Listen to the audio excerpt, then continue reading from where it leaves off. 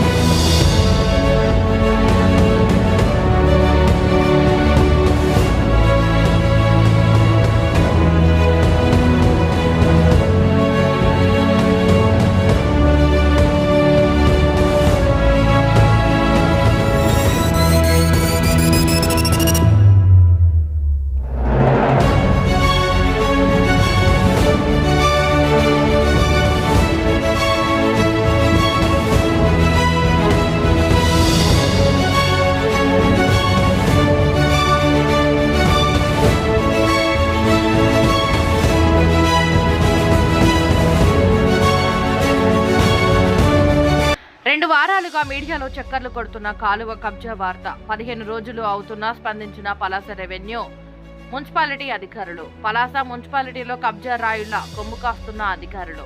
ఆఖరికి పంట కాలువలు కబ్జాలు గురవుతున్నా పట్టించుకునే సిబ్బంది. పలాసలో రాజ్యమేలుతున్న భూ బకాసురులు.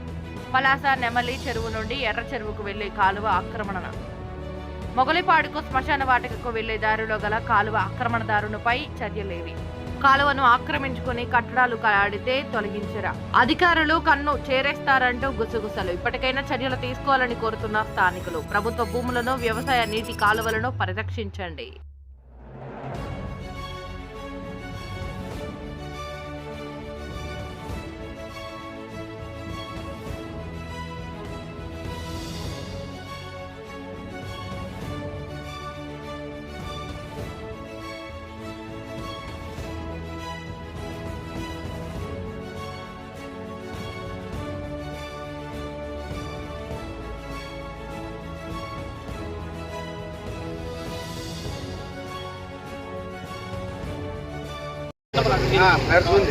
సుమారు 4